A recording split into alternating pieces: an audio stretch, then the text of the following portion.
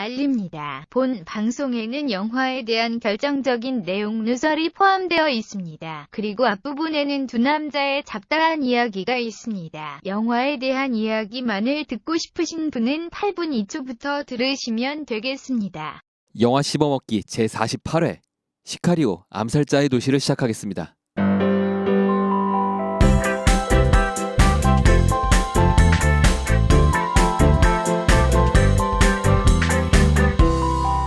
영화 씹어먹기. 안녕하십니까. 저는 날씨가 너무 추운 관계로 어제 집에 나가지도 않고 침대 밖을 떠나지도 않고 한 12시간 이상을 잠만 잔 세이주입니다. 뭐 잘했네. 주말에는 원래 그렇게 해야 돼요. 그러게요. 이번 주는 뭔가 사건 사고가 좀 많아가지고 뭐 저 같은 경우에는 이번 주를 정말 네. 미친 듯이 일을 하다가 네. 왜 미친 듯이 일을 했냐면 저희 누나가 휴가를 받아서 휴가 때문에 이제 부모님 모시고 제주도를 가자. 근데 제주도를 갈 시간이 안 빠지는 거예요. 예. 그래서 이제 제주도를 갈 시간을 빼기 위해서 일을 앞뒤로 다 몰았어요. 막. 그랬더니 잠을 잘 시간이 없어지고 제주도 가서도 이제 운전을 제가 해야 되잖아요. 갔다 오셨어요? 네, 갔다 왔죠. 어떻게 지금 막 비행기 결항되고 난리치고 있던데. 결항되기 전날에 왔어요. 오, 다행이다. 그래서, 예. 그래서 갔다 와서 미친 듯이 하고 진짜 토요일을요. 예. 세이주 씨는 12시간 누워 있었지만 전 일요일. 네. 토요일은 저는 토요일에 24시간을 누워 있었습니다. 진짜 피곤하더라고요. 그랬던 아이고야. MC 한세입니다. 반갑습니다. 그래도 어떻게 오셨네요. 그 하루만 드셨으면 공항에서 잠자고 막 했을 네. 수 있는데. 타이밍이 되게 좋았어요. 그러니까, 그러게요. 제가 이제 수요일 날 가서 금요일 날 왔는데 토요일 날 바로 결항됐어요. 근데 이제 일기예보가 이제 제주도가 예. 수요일 화요일까지 눈이 오다가 수요일부터 눈이 안 오고 수목금 하창하다가 이제 목요일 날 갑자기 또 눈이 오게 돼 있었거든요. 일기예보가 토요일에? 딱 그렇게 돼 있어서 안심하고 갔죠 사실. 그렇구나. 일기예보를 미리 확인을 하고. 일기예보가 안 맞는 경우도 많고. 뭐 그렇죠. 조금 미세하게 좀 다르잖아요. 그래도 춥더라고요. 제주도가 이렇게 추운지 저는 몰랐어요. 춥죠, 그래도. 그 겨울인데. 추운 와중에서도 막 카트도 타고. 와, 나 카트 타보고 싶은데. 카트 정말 재밌더라고요. 와, 깜짝 놀랐어요. 카트는 제주도 뭐가 아니라도 한번 꼭 타보셨으면 좋겠어요. 바나나 던질 수 있어요? 네? 거북이 등껍질 던지고. 아니요, 바나나 그런 던질 거 수 하면 쫓겨나요. 있어요? 네. 그래요? 나 그거 해보고 싶은데. 근데 정말 재밌더라고요. 이게 속도가 그렇게 빠르지 않은데도 타고 있을 때는 이게 바닥에서 붙어서 가니까 그러니까요. 이게 되게 빠르게 느껴지고. 전 타다가 모자가 날아가고 한 바퀴 돌아가고 다시 모자를 주웠어요. 대단한데요? 근데 그 모자는 아마도 제주도가 좀 바람이 많이 부니까 예. 그런 것 같고, 뭐 재밌는 게 많더라고요. 오랜만에 아니죠. 제가 6개월 만인가 갔으니까. 예. 6개월도 아니죠. 9개월 만에 갔나? 그러니까 뭐 오랜만은 아닌데 부모님이랑 같이 가서 이제 원래는 제가 안 봤을 뭐 기마 공연 이런 거 뭐 부모님 같이 있으니까 뭐 크게 뭐 할 게 없더라고요. 뭐 추우니까 밖에 못 다니겠고. 그래서 기마 공연 보고 뭐 카트 타고. 그렇죠. 부모님 데리고 성박물관 이런 데 갈 수는 없죠. 그렇죠. 성박물관 못 가니까 네. 뭐 실내에 있는 거 춥지 않은 거 박물관 하나 가고 뭐. 근데 보니까 성박물관도 저는 하나인 줄 알았더니 하나가 아니더라고요. 성박물관이 하나가 있고요. 러브랜드가 하나 있고. 예. 그러니까 그런 게 한 3가지인가 있어요. 그러니까 은근히 많더라고요. 네네. 그래가지고 하나 유행한다고 또 우르르 따라한 것 같아요. 러브랜드가 오리지널일 거예요 아마. 그래요? 네, 성박물관이 또 있고. 근데 거의 뭐 조형물 위주고요. 그래요? 그리고 끝에 가면 뭐 콘돔 팔고 뭐 요 정도예요. 재미없어요. 그래요? 전혀 민망한 것도 없어요. 예, 그렇다고 하더라고요. 그래서 누가 나한테 꼭 가보라고 추천을 했는데 뭐 제주도 갈 일이 있어요, 가죠. 이런 용도로는 좋을 것 같아요. 만약에 예.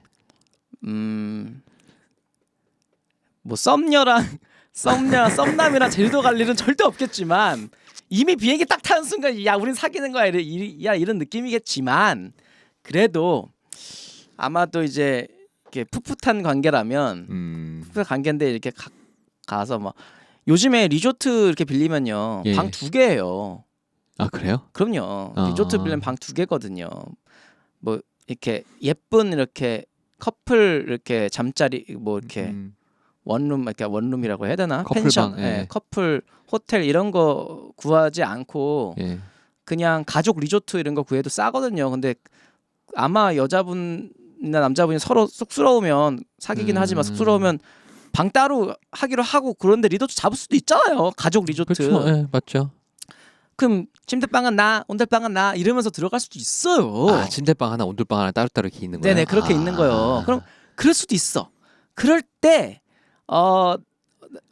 남자분이든 여자분이든 뭐 요즘에는 성애관에서 뭐 누가 먼저 할 게 없으니까 둘 중에 어느 분이건 아 저 자식을 오늘 저 녀석을 오늘 내가 이렇게 뭐 이렇게 좀 뜨거운 마음을 보내겠다라고 싶으시면 합방을 이루겠다. 예 그러면은 이제 같이 이제 성박물관이나 러브랜드를 한번 이렇게 산책을 하시면 이 가슴 속 뜨거운 곳에서 이렇게 물밑으로 올라오는 그 감정을 서로 그날 밤에 이렇게 할 수 있지 않을까. 아, 그리고 그렇구나. 끝에 가면 이제 콘돔하고 이런 걸 파니까 은근슬쩍 은근슬쩍 여기까지 왔는데 하나만 구입하자. 이거 하나만 사놓자 뭐 이런 사놓 그러니까 무조건 사버리는 거죠 거기서 그냥 뭐 둘 중에 한 명이 뭐야 뭐 이래도 근데 생각해 보세요 거기 보면 네. 사탕 모양 콘돔 이런 것도 팔고 예쁜 콘돔 많이 판단 말이에요. 예, 뭔지 알 것 같아요. 예. 그럼 여자분이라고 해도 요즘에 이제 제가 말씀드렸지만 성애관에서 남녀가 예. 없어요 요즘에. 그렇죠. 그 여자분이라도 해도 여자분이 와 이거 사탕 콘돔 이쁘다 하면서 나 하나 사야지 하고 딱 사버리면 그 뭐 해픈 여자처럼 보이지도 않고 귀엽고 그러면 이게 또 저에게 또 어떤 일이 날지 모르니까 그런 용도로는 굉장히 아마도 좀 좋은 곳이 아닌가. 건전한 우리의 성생활을 그렇죠. 알려주는 곳이니까 아무래도 좋은 곳인 것 같아요. 제가 지금 어떤 말을 하나 더 하고 싶은데 원래 이 정도 되면은 누군가 한번 끊어주셔야 되는데 한 분이 지금 안 계세요. 아, 맞다. 우리 안나 씨께서 지금 건강상에 좀 문제가 있어서 오늘 네. 녹음을 좀 불참을 하셨는데 건강 요즘에 조심하셔야 돼요. 이제 감기 몸살인 분들도 많고 예. 또 환절기다 보니까 이제 몸이 약간 에너지를 좀 많이 필요로 하는 때잖아요. 예, 그러다 그렇죠. 보니까 에너지를 얻어 쓰다 보니까 이제 몸이 좀 아파요. 이렇게 어디가 좀 약간 안 좋은 곳이 있어. 뭐 허리 안 좋으셨던 분들은 더 아프고 뭐 그쵸, 이러니까 맞아요. 좀 빨리 안나 씨가 쾌차해서 네. 다음 주에는 제가 이런 얘기하면 좀 끊어주셨으면 좋겠습니다. 그러게요. 네, 어쨌든간에 그런 본편을 한번 시작해 보죠. 네. 안녕하세요. 신곡 올리브유를 발표한 지네이드입니다. 여러분은 지금 영어 씹어먹기를 듣고 계십니다. 네, 이번 주 48회 영화는 시카리오 암살자의 도시인데요. 간략한 줄거리가 가능할까요? 네, 정말 이건 저번 주보다 더 간략한 줄거리가 가능합니다. 아 그렇군요. 네, 시카리오. 네. 시카리오. 네, 시칼을 들고 어딜 가는 그 그쵸. 내용입니다. 죄송하고요. 여주인공이 있어요. 네. 여주인공이 원래는 납치된 예. 사람들 구하는 그런 FBI FBI인데 소속. CIA가 뭘 하는 거에 이제 뭐 같이 하게 돼요. 네. 근데 이제 그 일이 굉장히 자기 자신으로서는 이해가 안 되는 불법이었던 거죠. 그렇죠. 그게 줄거리입니다. 아 그렇군요. 그렇군요. 네. 매주 들을 때마다 느끼는 건데 네. 저는 영화를 안 보고 오는 것 같아요. 왜 모르겠지. 네. 근데 기본적으로 이 영화 볼 적에 저는 많은 걸 느꼈어요. 기본적으로 원리 원칙과 법의 둘레에서 움직이던 이 케이트라는 여주인공이 그렇죠. 미국의 법의 굴레 밖에 있는 이 알레한드로라는 사람을 만나서 그로 인해 겪게 되는 변화를 보여주는 영화 정도로 생각할 수 있는데 네네. 영화 내적 외적으로 되게 많은 시사점이 있는 영화 같더라고요. 근데 가장 이거를 말하기 전에 가장 근본적으로 먼저 말해야 될 게 FBI와 CIA에 대해서 잘 아시나요? FBI가 국내용이고 CIA가 국외용인 거를 예, 알고 있었는데 이 영화 예. 보고 또 한 번 느꼈어요. 그렇죠. 네. 저는 어떻게 보면 이게 되게 불우한 거기도 한데 네. FBI는 미 연방 수사국이라는 약자고요. 네. 법무부 산하 기관이에요. 그래가지고 미국 내 질서 안정 목적으로 이제 수사를 하긴 하는데 수사권은 있으나 기소권이 없어요. 기소는 누가 해요, 그럼? 그래서 사법 처리는 연방 검찰이나 연방 보안관이 하게 돼 있어요. 아. 그래서 조사를 해서 조사만 그쪽에 하는구나. 주는 거예요. 아. 근데 중요한 건 이거예요. 수사할 때 의회나 대통령도 간섭을 할 수 없고요. 인사 권한도 전혀 뭐랄까 이 압박을 줄 수 없어요. 와. 그렇기 때문에 그러니까 외계인을 조사할 수 있구나. 그렇죠. 얘는 조사만 할 수 있는 거지. 그러니까 FBI에서 엑스파일이 조사를 할 수 있어도 네. 외계인을 고소를 못 해요. 그 검찰이 해야 돼. 네, 고소를 하려면 검찰을 줘야 돼. 근데 CIA는 조금 달라요. 네. 미 중앙 정보국 소속이거든요. 네네. 그 FBI는 미 연방 수사국이고 얘는 정보국이에요. 네. 그래서 말 그대로 수사국은 수사라는 곳이고 정보국은 정보를 캐내는 곳이거든요. 그래서 네네. 스파이 브릿지 편에서도 언급했듯이 OSS 그러니까 미국 미 전략 사무국에 전신을 두고 있는데 네. 현재는 NSC 그러니까 국가안전보장회의 산하 기관으로 대외 첩보나 선전 그리고 특수공작 등을 하는 그런 단체거든요. 그러니까 한마디로 말하면 얘네들은 특수 공작 위주로 하는 대외 업무를 하는 담당 기관이에요. 단체. 예. 얘네들이 내부적인 대내 수사를 하기 위해서는 혼자 할 수는 없고요. 네. FBI라든가 아니면 대내 기관들과 협력을 해서 뭔가를 해야 되는 거예요. 그래서 주요 골자가 이 영화에 나오는 그게 되는 거거든요. 그렇죠. CIA가 국내에서 조작을 벌여서 이제 국외에 그러니까 정확히 멕시코죠. 멕시코에 뭔가 수사를 하려고 하는데 그러기 위해서는 합법적인 조건이 있는 거죠. 네네. FBI 사람이 한 명이 있어서 거기에 다 참관을 해야 되고 그 사람이 마지막에 법적으로 문제가 없었다라는 걸 증명을 해줘야 국내에서 모든 그런 거를 처리할 수 있게 되는 거예요. 우리는 약간 다르죠. 국정원이라는 곳 한 군데에서 국내 공작도 하고 국외 공작도 하고. 근데 다 원래 할수 있으니까. 맞아요.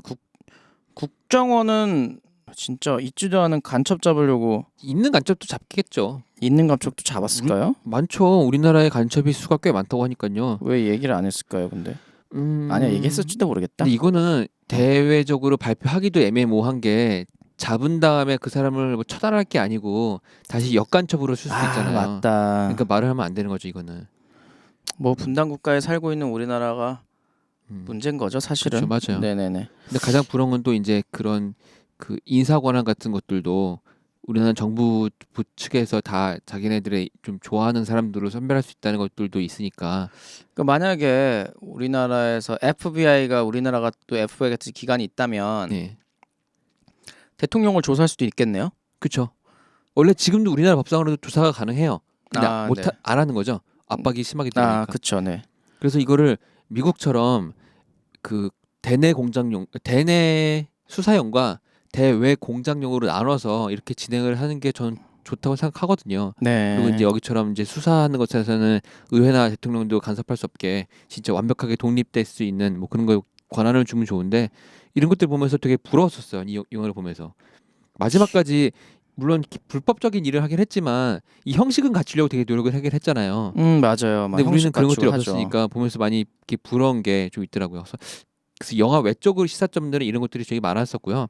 내적으로 보면 뭐 영화의 초반부 반전을 제외하고 크게 두 가지 반전이 있죠. 네. 케이트가 여자 주인공의 주인공인 줄 알았으나 주인공은 알레한드로 그 남자였고 그러니까요. 그 베니치오 델 토로 씨 이분이었고 마약상을 잡아서 마약 근절을 하려고 하는 노력을 하는 게 아니라 마약상을 교체해 주려고 그러니까 자기네 입맛에 맞는 마약상을 교체해 주려고 하는 그렇죠. 거였고 뭐 그런 것들을 봤을 적에 예기치 못하게 반전도 많아서 이 영화 되게 잘 만들었다라는 생각도 많이 들긴 했었어요. 일단은 네. 여자 배우가 네. 앞에 스토리를 끌어가는 그 포스가 정말 좋았어요. 일단 표정이 맞아요. 딱 그 사람 같아. 그냥 거기에 있을 법한 FBI 같아. 그렇죠, 맞아요. 그냥 누가 봐도 저 사람은 FBI야. 그리고 흑인은 누가 봐도 FBI 친구에 18개월밖에 안 된 애야. 그러니까 너무 그게 캐릭터가 잘 잡혀 있어요. 네, 캐스팅도 잘했고 연기도 너무 잘했고. 제가 너무 놀란 연기가요. 네. 이제 초반에 이제 그런 일을 당하고 집에 폭파되잖아요. 그 차고가 폭파되고 그 다음에 이제 그 CIA 쪽에서 이제 지원자를 받을 때 그 회의하잖아요. 그 회의할 때 그 앞에 앉아 있잖아요. 그렇죠. 등 돌리고 그게 앉아 이제 있죠. 뭐야? 뭐 이런 멍 때리는 표정. 그런 연기를 세상에 좀 본 적이 없어요. 그래요? 그렇잖아요.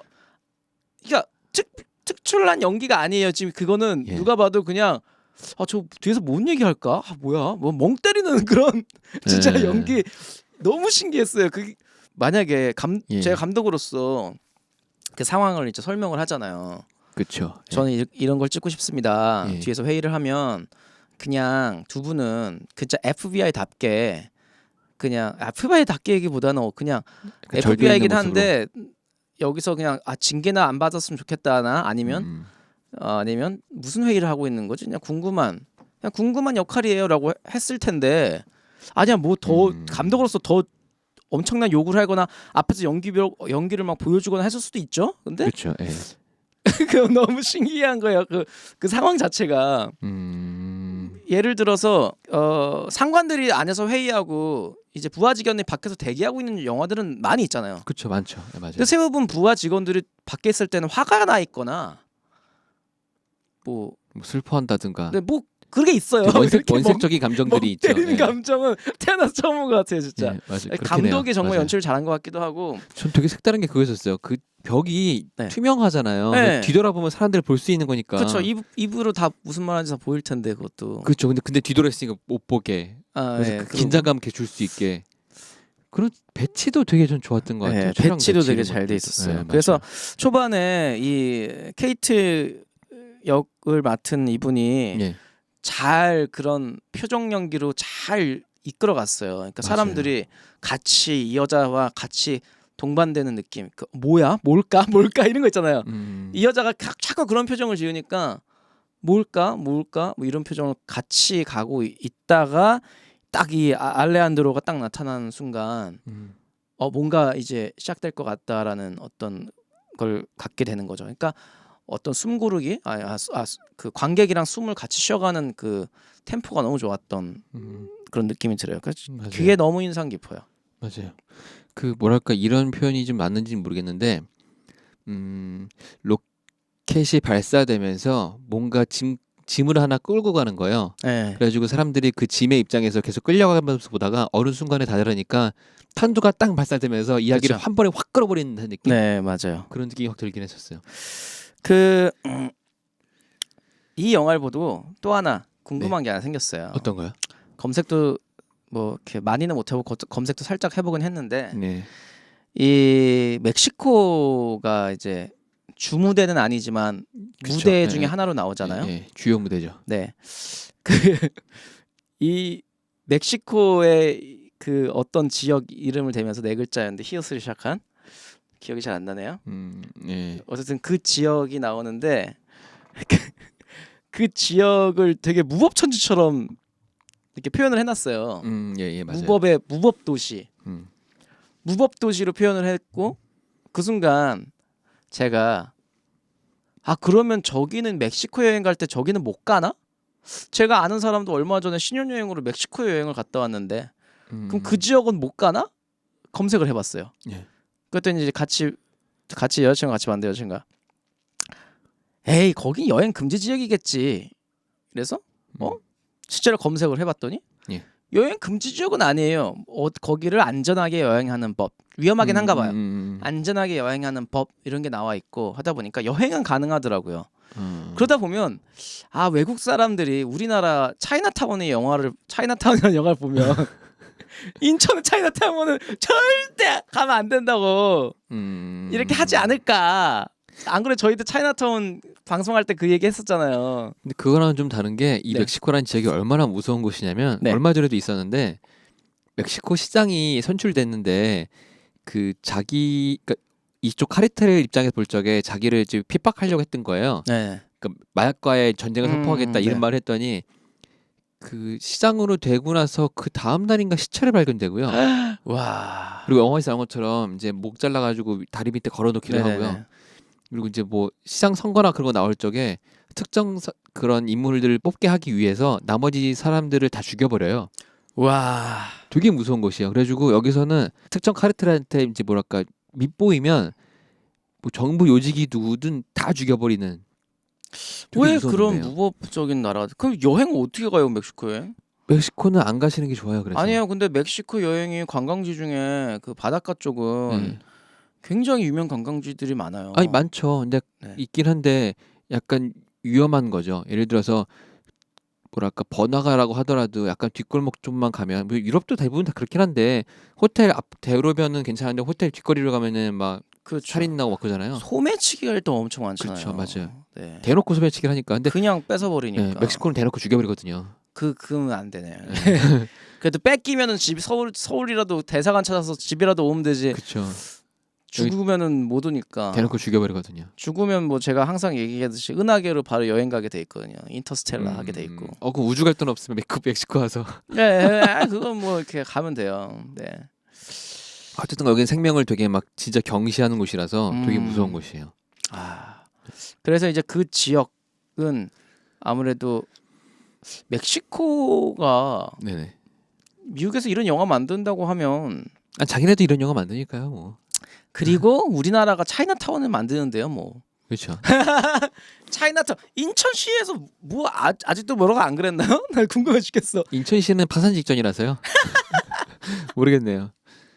그렇다고 그렇게 없는 얘기는 지어낸 것까지는 아닐 만약에 수 뭐 있잖아요. 성남시에서 모란시장 이렇게 해갖고 그런 영화 나왔으면 모란시장을 조폭들이 막 잡고 있고. 근데 그게 이렇게 나서 이재명 시장님이 가만히 있지 않았어요. 근데 모란시장을 조폭들이 잡고 있어서 그런 이야기를 만들었다고 하면은 할 말이 상관없겠는데. 없죠. 근데 안 그랬으면은 그렇죠. 뭐, 없는 얘기를 지어낼 수는 없죠. 그렇죠. 예. 뭐 그러면 안 되죠. 근데 저는 이거 보면서 되게 의아했던 게 있어요. 지금 멕시코 얘기하면서 되게 안 좋은 것처럼 표현했다고만 하는데 저는 네. 약간 다른 게 느껴지는 게 네. 주인공 케이트는 미국 사람이잖아요. 네. 근데 이 사람은 결혼했다 이혼을 했고 결혼한 상태에서 자식을 안 낳았어요. 그렇죠. 그러니까 가족이 없어요. 없죠. 근데 알레한드로는 멕시코인은 아니지만 콜롬비아 사람이었나? 그죠? 네, 뭐, 네. 근데 알레한드로는 가족이 있었으나 소노라라는 카르텔한테 다 잃어버렸고 그렇죠. 그리고 알레한드로가 죽이는 그 소노라 카르텔 쪽에 멕시코 사람들은 다 가족이 있어요. 그렇죠. 그래서 심지어는 중간중간 잠깐 나오는 또 가정이 나오잖아요. 멕시코 가정이. 네. 그 가정에 있던 사람들도 다 가정이 있었고 그리고 가족이 있었고 맞아요. 그 소노라 카르텔의 대빵도 가족이 있었고. 그렇죠. 그러니까 뭐랄까 미국이 절대적인 선도 아니었었고요. 그렇다고 멕시코가 가족도 없는 피도 눈물도 없는 그런 악인 집단도 아니었던 거죠.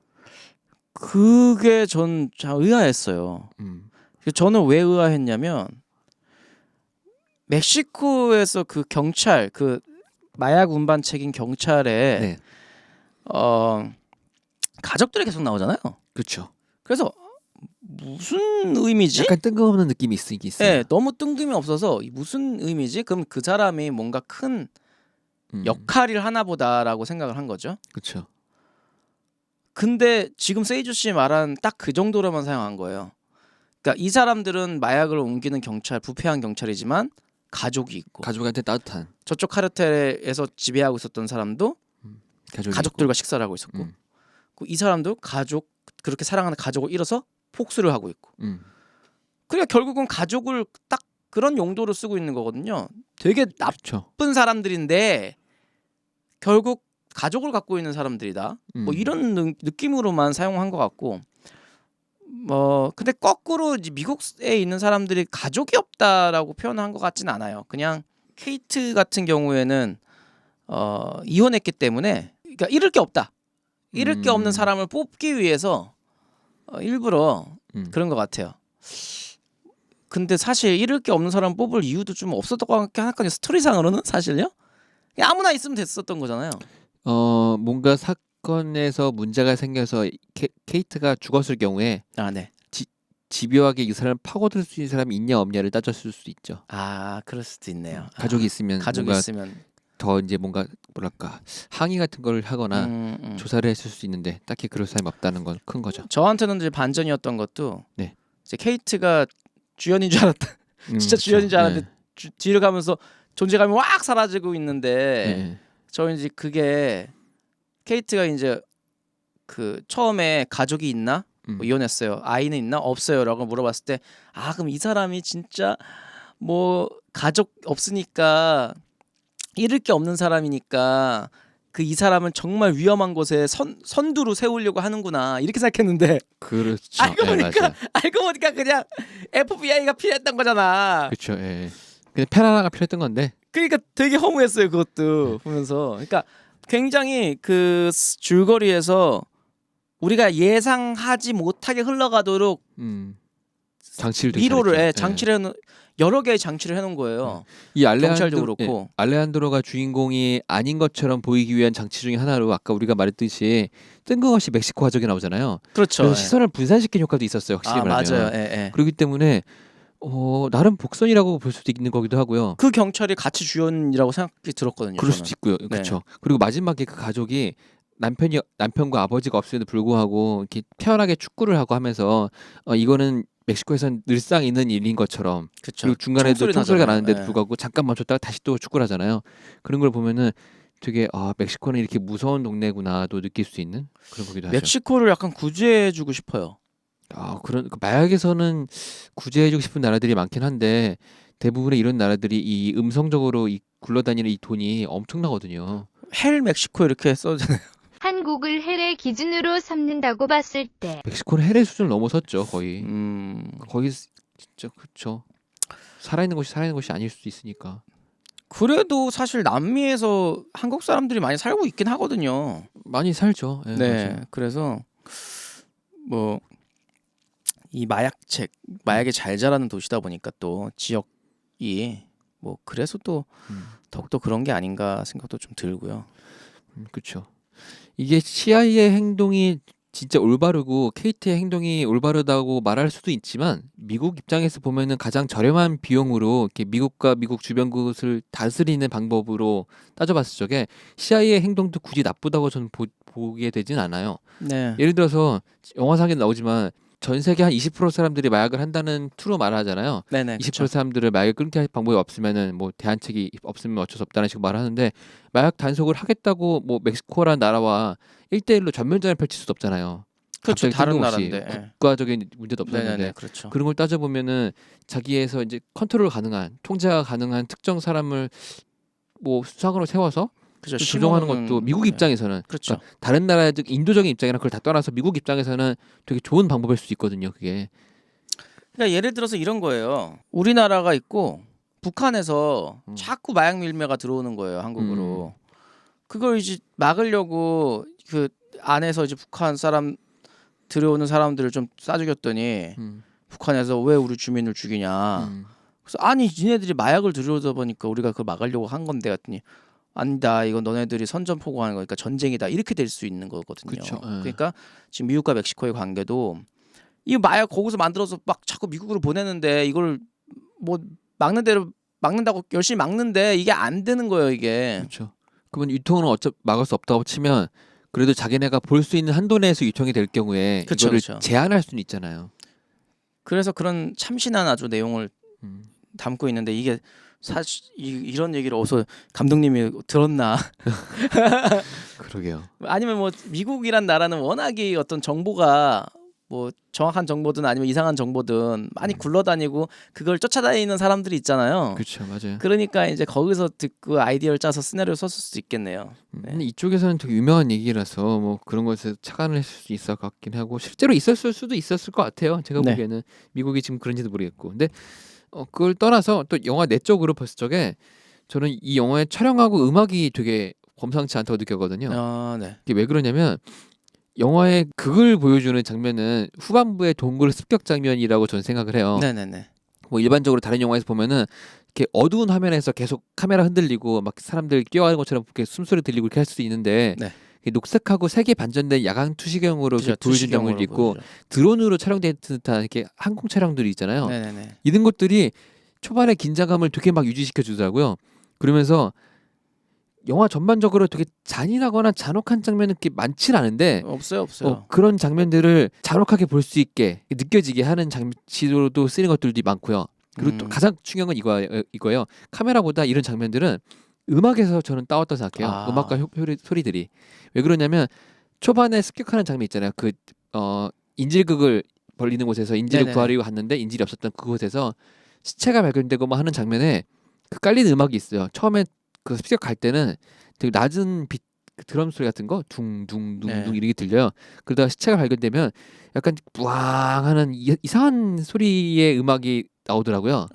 그러다가 그것들이 잔인한 장면은 없는데 잔인히 해야 되는 그런 순간순간에 그 음악이 나와요. 아. 심지어는 마치 계속 말씀드렸던 그 동굴 습격 장면에서도 그 음악이 딱 나오거든요. 그랬더니 별다른 장치 없이도 되게 충격적으로 받아들일 수 그렇군요. 있게 관객들을 이끌어주는 것들이 장치가 되게 많더라고요. 확실히 영화는 극장에서 봐야겠네요. 네. 저는 뭐 U+ TV로 봤더니 아, 소리 몰랐어요. 노래가 그렇게 깔리고 있는지. 저 극장에서도 작게- 보고 이것 때문에 다시 한번 봤었거든요. 작게 봐서 네. 그렇군요. 확실히 그건 있긴 있어요. 극장에서 봤을 적에 제가 처음 봐서 더 극적으로 느낄 수도 있고 네, 그렇죠. 아니면은 집에서 이제 스피커가 좋지 못하니까 극장보다는 덜 느낄 수 있긴 한데 확실히 덜 느낀 건 있긴 있지만 한 번 더 본 거라 내용을 알고 다시 한번 본 거라서 더 집중해서 보게 되더라고요. 근데 그것들의 그런 감정은 진짜 되게 강렬했었어요. 저는 그 어쨌든 액션씬에 대해서 그리고 액션씬에 나오는 음악에 대해서 얘기하고 있는데 뭔가 신선하기도 했고 네. 이거 한편에서 신선했고 한편으로는 심심했어요. 이게 뭐냐면 음. 그 액션씬이 보면 네. 맨 뒤에 액션씬 같은 경우 이제 가장 기대를 하고 보고 있는데 저 케이트의 시선에서 네. 자꾸 봐요. 그래서 불빛이 나면 누가 X 쓰러지고 불빛이 나면 X 쓰러지고 그러니까 없어요. 이게 이쪽 이미 케이트는 꼴찌로 가고 있었잖아요. 그렇죠. 맨 뒤로 사건이 앞에서 다 일어나고 있으니까 이게 시체 보고. 예, 그냥 그런 느낌으로 끝나버리더라고요. 그래서 한편으로는 액션이 뭐야 이게 뭐야 하고 시시했고 그렇죠. 다르게 생각하면요. 와 액션을 굉장히 독특한 방법으로 연출했다라는 게 되는 거거든요. 그렇죠. 그러니까 액션을 보통 그 액션을 하고 있는 당사자들을 네, 맞아요. 카메라로 팔로우를 해야 맞는 건데 이건 액션은 저 앞에서 이루어지고 있고 그걸 뒤쫓아가는 케이트의 시선에서 이 바라보니까 너무 특이한 연출이 되는 거예요. 그러니까요. 그 촬영이라든 그런 방식이 되게 남달랐기 때문에 긴장감을 잃을 수 없던 것 같아요. 그러니까, 예를 들어서 네, 케이트 그쵸. 입장에서 쫓아가긴 하지만 갑자기 중간에 네. 그 카르텔 사람들이 튀어나와서 케이트를 위협할 수 있는 거잖아요. 네. 유협하기도 했죠 중간에 잠깐. 그러니까 그렇기도 하죠. 근데 네. 그런 것들이 긴장감을 계속 맞아요. 잃지 않게 네. 계속 유지되는 뭐 특별한 장면이 없어요. 딱히 보면. 그러니까 액션이 없는데 우리가 생각하는 액션이라고 하면은 뭐 격투기도 좀 있고 그렇죠. 뭐 예. 넘어뜨리고 총 쏘고 막 이래야 되는데 총 쏘는 것도 되게 절제돼 있어요. 예. 탁탁탁 하면 탁탁탁 죽어버리고. 만나면 트럭 음. 만나면 트럭. 소리도 막 우리가 생각하는 총 소리가 아니고 그 소음기 달려 있어가지고 예. 푹 이렇게 쓰러지잖아요. 트럭 음. 트럭 막 이러면 또 트럭 이게 그러니까요. 끝나버리니까 음. 이거 참 독특하다. 음. 그리고 그 케이트의 시선을 좀 더 극적이고 또 아니면은 그래서 이 주 있다는 새롭게. 이야기에서 이렇게 밀려나 있는 듯한 느낌을 그렇죠. 이 촬영에서도 줄 수 있는 거죠. 맞아요. 그러니까 새롭게 또 그걸 또 지루하지 않게 새롭게 주기 위해서 뭐 야간 투시경이라든가 뭐 네. 이런 효과도 다 같이 주면서 그래서 액션이 심심하지만 새로웠다라고 그렇죠. 얘기하면 딱 맞는 그런 느낌이었어요. 그게 액션도 절제가 되게 많이 됐지만 이야기 상에서도 절제가 되게 많이 돼 있어요. 그 지난번에 봤었던 레버넌트 같은 경우는 제가 말했던 것처럼 이렇게 약간 필요 이상으로 회상이라든가 그런 맞아요. 감정적인 거를 이렇게 이끌어내는 장면들이 좀 있었는데 뭐 그렇게 나쁘다는 건 아니지만 네. 이번 영화 시카리오에서는 알레한드로의 그러니까 베네치오 델 토로의 그 옛날 얘기들 있잖아요. 자기 네. 부인이 죽고 했던 이야기들을 회상으로 보여줄 법도 한데 절대 안 보여줘요. 되게 무덤덤하게 말로 딱 끊어버리고. 그거는 제가 아까 앞에 말씀드린 케이트의 멍 때리는 연기 예. 이거와 이어질 것 같은 느낌이 드는데요. 네. 지금 보니까 이 감독님이 말을 이렇게 풀어놓질 않아요. 전부 다. 그러니까 작전 진행에 대한 얘기도 안 하다가 그렇죠. 중간에 잠깐 어쩔 수 없이 하게 만들고 예.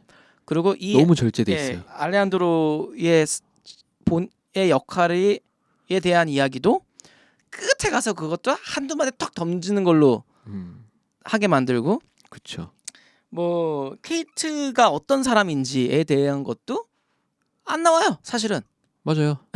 딱히 뭐 없어요. 그러니까 영화 전체적으로 아무 설명도 해주지 않지만 그냥 그들의 연기만으로 사람들이 그 감정을 이끌어낸다는 거죠. 충분히 잘 이끌어내죠. 그게 너무 신기한 포인트인 거예요. 맞아요. 네. 그러니까 이거 신기해요. 물론 특별한 장치들을 많이 쓰긴 했는데 특별한 게 없으면서도 되게 특별하게 느껴지는 기묘한 영화라서 이 감독님이 정말 장난 아니구나. 그래서 생각했죠. 또 한 가지는 이런 것도 있었어요. 그 FBI하고 이제 FBI가 아니고 이제 CIA에서 이제 준비할 때 어떤 초반에요? 어떤 아니 준비? 이제 준비할 때 이거 작전 짤 때요. 예. 작전 짤 때 막 이렇게 막 팀을 짜가지고 작전에 막 넣잖아요. 예. 근데 그 사람들의 표정이 그냥 우리가 놀러 갈 때 스케줄 짜는 그런 표정들을 짓고 있어요. 되게 그 사람들은 뭘까? 생활. 예. 예. 당연한 것처럼. 거기서 죽을 수도 있는데 총 맞아서. 음. 근데 그게 굉장히 즐기는 듯한 모습으로 표현을 해놨더라고요. 그래서 그것도 감독이 주고 싶은 메시지가 아니었을까라는 생각이 약간 들었어요. 그러니까 저쪽에는 나쁜 놈들이어서 그렇게 서로 총을 쏘고 뭐 목매다 걸어놓고 잔인한 거. 이 사람들은 그 사람들을 잡으러 가면 결국 그 사람들을 죽이러 가는 건데 거기 아무 감정이 없고 그냥 놀러 가는 듯한 표정들을 짓고 있으니까 그렇죠. 이것도 굉장히 어떻게 보면 잔인한 건데 본인들은 전혀 못 느끼고 있다라는 그렇죠. 메시지가 아닐까라는 생각도 약간 들었어요.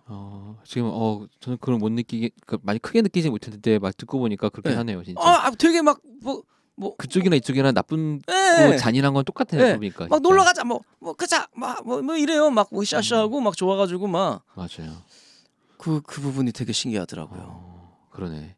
진짜 미국이라는 나라에서 만들어진 영화들은 약간 좀 웃긴 게 미국을 좋게 표현하는 영화도 있긴 한데 미국을 마냥 좋게 만드는 영화들도 많진 않은 것 같아요. 네, 이것처럼 곰곰이 생각해 보면 얘도 되게 나쁜 놈들이잖아라는 거를 그렇죠. 자아 반성하는 영화들 그런 것들이 많은 것 같아요. 일단 주제 자체는 CIA가 불법 행위를 하면서 그 마약상들을 조종하고 있다가 되는 거기 때문에 조정하기 위해서. 네, 조종하기 위해서 이런 일을 벌이는 거기 때문에 어쨌든 결과적으로는 미국은 완전 나쁘다라는 영화예요, 사실은.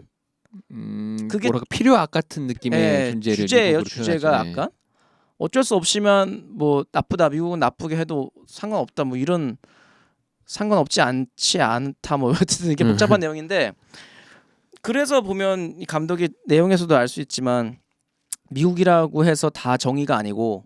그쵸, 맞아요. 멕시코라고 해서 다 나쁜 놈들은 아니다. 가족들과 이렇게 오선도선 식사를 하고 축구를 같이 해주는 아버지들이다. 뭐 이렇게 얘기를 볼 수가 있죠. 그렇죠. 이 감독이 캐나다 사람인데요. 되게 의외인 것 같아요. 제가 보기엔 약간 왜 캐나다 사람이 미국 얘기를 멕시코나 뭐 그런 쪽도 아니고 캐나다 사람이라서 되게 의외였는데 네. 이 감독님의 영화들이 뭐 이 영화 좋게 보셨으면은 다른 영화도 한번 찾아보세요. 되게 좋은 영화 많아요. 근데 뭐랄까 영화를 그러니까 사람들이 굴곡이 있잖아요. 네네. 잘 만들다가 뭐 떨어졌다 이 굴곡이 있는데 대부분 다 잘 만들었던 것 같아요. 약간 난해한 영화도 있어요. 에너미 같은 영화들. 네. 이거 뭐야 싶은 영화도 있는데 상당히 영화는 잘 만들었거든요. 근데 전 기대하는 게 블레이드 러너 후속작을 이분이 연출을 하세요. 아 그래요? 네, 그래서 지금 아마 준비 중이거나 할 거예요. 그래서 블레이드 러너를 이분이 찍으시면 어떻게 찍을지가 저는 정말 기대되더라고요. 뭐 지금 영화에 보는 것처럼 이 절제의 미학을 정말 잘 보여줄지 그리고 촬영이나 이런 구성을 되게 잘 하시더라고요. 보니까. 아 그러네요. 아니 저 이거 네.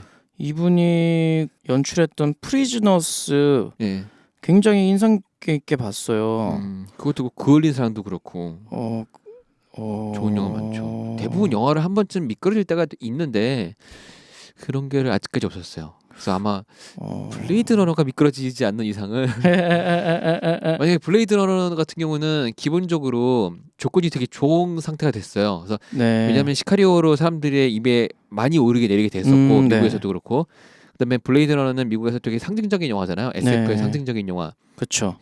전자양은 꿈을 꾸는가라는 스티븐 킹인가? 네네. 그분의 원작이 그런 영화인데 이게 만약에 또 대박을 칠 경우에 이분은 미국에서 다시 또 자기가 원하는 거를 마음대로 찍을 수 있는 똥으로 매주 만드는 걸 보여줄게라고 하면 투자자들이 무조건 네가 만드는 건 다 할 수 있어라는 식으로 돈 들어오는 그런 감독으로 오르지 않을까.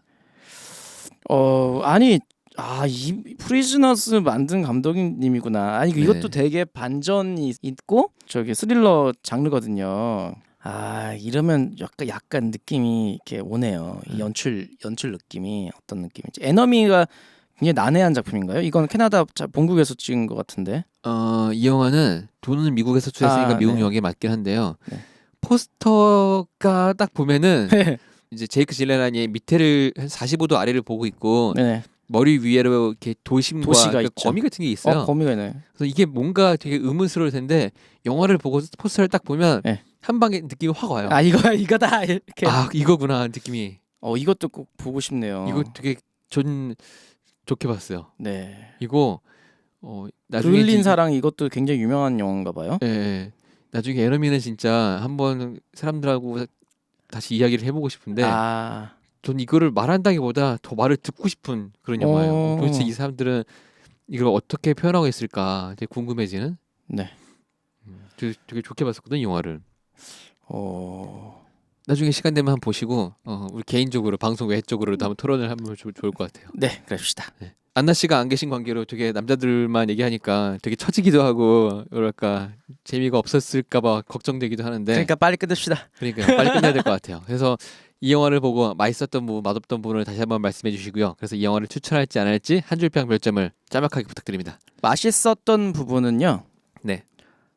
일단 색다른 연출이라고 느꼈어요. 물론 네. 지금 보니까 제가 봤던 감독님 봤던 영화를 또 찍으셨던 감독님이라서 네.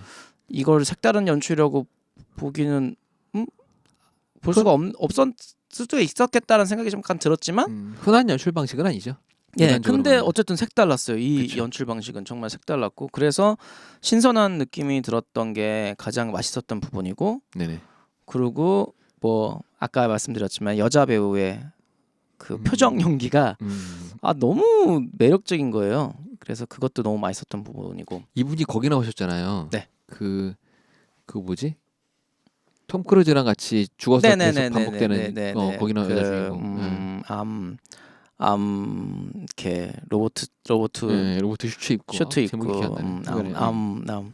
뭐뭐뭐뭐입니다. 자, 어쨌든 그래서요. 네. 거기서도 굉장히 표정도 좋았고 했는데 이 영화도 너무 좋았고 단지 맛없었던 부분은 아무래도 이제 FBI가 처음부터 와다다닥 들어가는 인트로가 있었으니까 뒤에 액션이 되게 화려하겠구나라는 생각을 했었는데 그쵸. 거기에는 물론 연출 자체가 특이하게 하다 보니까 액션이 화려해지지 않았겠지만 그래도 막 화려한 액션을 보던 사람들은 뭔가 이렇게 그쵸. 몸이 간질간질하다는 느낌? 끝나고 다 보고 났는데도 막 시원하다는 느낌이 안 들었어요. 이제 그게 이제 단점 맛없던 부분이었고요. 그쵸. 일반적으로 약간 격투 액션 같은 거를 바라게 될 테니까 네, 그렇죠. 본 시리즈의 그런 격투라든가 아니면 그렇죠. 존윅에서 그런 화려한 총솜씨 뭐 이런 네. 걸 기대할 수 있을 법한데 그런 것들이 상당히 절제돼서 안 나오는. 저는 이제 그거보다는 FBI가 처음에 와다다닥 들어가잖아요. 그렇죠. 습격하는 장면. 예, 습격하잖아요. 그러면 그 FBI들이 하는 액션들 있잖아요. 뭐 레옹에서 나왔던 액션들이라든가 어떤 그런 그래도 초반에 그 집을 자동차로 부시면서 들어가면서 그렇죠. 갑자기 확 오는 그런 게 있었잖아요. 그러니까 시작은 그랬는데 뒤에 없으니까 그렇죠. 맞아요. 뒤에 없으니까 너무 좀 심심했어요, 사실. 그래서 맞아요. 영화적인 요소, 그러니까 오락적인 요소에서는 이거 심심하다라는 거를 뭐 지울 수가 없었던. 그렇죠, 맞아요. 네, 맛이 없었던 부분이었고요. 하지만 추천합니다. 네. 왜냐하면 일단 재밌으니까. 네, 재밌게 그렇죠. 볼 수 있고 뭔가 이거를 갖고 물론 뭐가 여운이 남긴 하지만 여운을 굳이 남기려는 것보단 그냥 뭐 특이한 액션 영화 하나 봤다라는 정도는 좋을 것 같아요. 하고 추천을 하고 별점은 좀 지루한 거를 심심한 걸 빼서 3.5점. 네, 그렇게 드리고요. 네. 한 줄 평은 제가 이렇게 뭐라 그러지? 크게 생각이 뭐 이렇게 철학적으로 남는 게 없어서 생각보다는 아까 우리 철학적인 얘기 많이 하긴 했지만 막 그거를 막 혼자서 막 사색할 정도의 영화는 아니었기 때문에 한 줄 평이 아직 생각은 안 났는데 그냥 간단하게 제가 처음에 생각했던 거 멕시코 여행은 안전할까? 이걸로 한 줄 평을 하겠습니다. 그렇군요. 저는 이 영화를 보면서 맛있었던 걸 따지자면 뭐 별다른 장면 없이도 되게 한순간도 긴장감을 잃지 않게 이 촬영과 음악과 연출 뭐 이런 것들의 분위기가 너무 잘 잡혀 있어서 네. 그런 것들이 상당히 좋았었고요. 그리고 예상치 못한 후반부의 그런 장면들 그런 것들이 너무 색달랐어요. 그래서 네. 자세하게는 뭐 말하려고 하면은 이 부분만 따로 떼서 유튜브에 올릴 거니까 네. 내용 요소를 심하게 될까 말 못하겠지만 네. 앞에 내용을 들으신 분들이라면은 상당히 이해가 잘 되실 것 같아요. 네. 아무튼간에 뭐 그런 것들 뭐 그리고 영화 내외적으로 생각할 것들이 너무 많아서 그런 것들이 되게 부럽기도 하고 되게 좋은 장면들도 많이 연출됐다고 생각하고요. 배우 연기는 뭐 말할 것도 없고 근데 별로였던 점은 딱히 찾을 거는 저는 별로 못 느꼈어요. 근데 단지 지금 한세 씨가 말한 것처럼 뭔가 좀 더 그런 볼거리 같은 요소가 좀 더 있었으면 좋을 네. 법했다는 것도 공감을 해요. 그래서 일반적으로 관객들이 볼 적에 이런 것들은 좀 부족하지 않았나 뭐 그런 것들을 좀 느끼긴 하고요. 네. 하지만 저도 역시 추천이에요. 네. 작년에 봤던 영화 중에서 진짜 손에 꼽으라면 손에 꼽을 수 있는 영화 중에 하나였기 때문에 네. 저도 추천을 하고요. 점수는 상당히 미묘한 점수인데 4.8점. 4.8. 0.2점만 뺐어. 0.2점은 뭐랄까 저도 보면서 딱히 뭐 틈 잡을 데는 없지만 뭔가 알 수 없는 뭔가가 좀 더 있었으면 좋았지 않을나.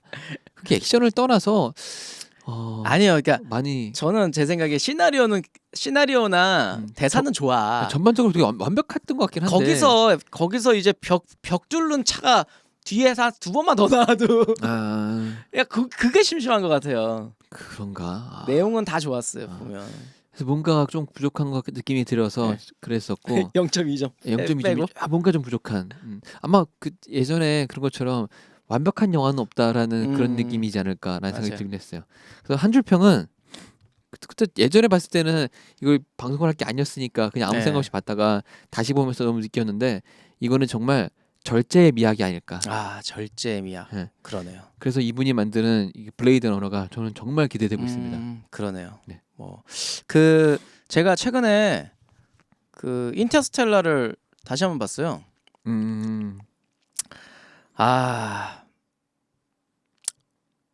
2014년도였나요? 그게 나온 게? 그런가? 기억이 그렇게 안 나요. 벌써 그렇게 오래됐어요? 오래됐어요. 하긴 우리가 방송을 안 했네. 네. 매드맥스 전에 제가 최고의 영화라고 했던 게 이제 인터스텔라였거든요.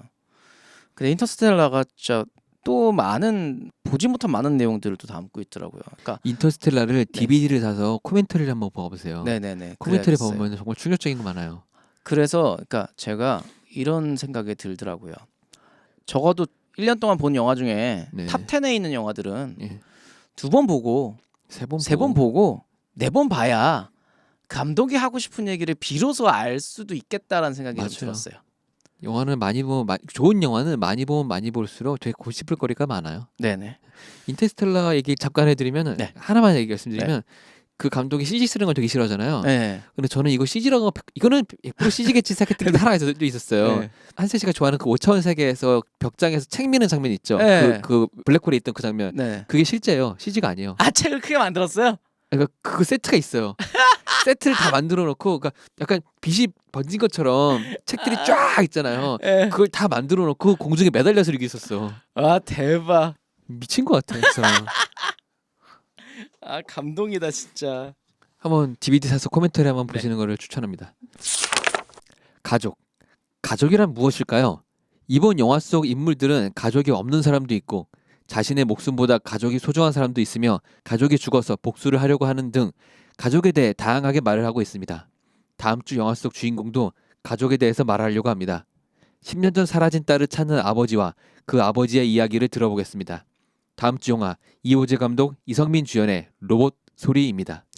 이 영화 네. 그 로버트가 약간 R2D2처럼 생겼잖아요. 그렇죠. 한국형 R2D2라는 얘기가 나오더라고요. 벌써. 그래서 R2D2처럼 생겨서 정말 짜증나 약간 그런 생각을 갖고 있었어요. 왜냐면 그래요? 표절 같잖아요. 네. 좀 새롭게 만들어도 되고 아니면 R2D2를 꺼내 쓰던가 왜 R2D2처럼 만들어 갖고 짜증나게. 근데 네.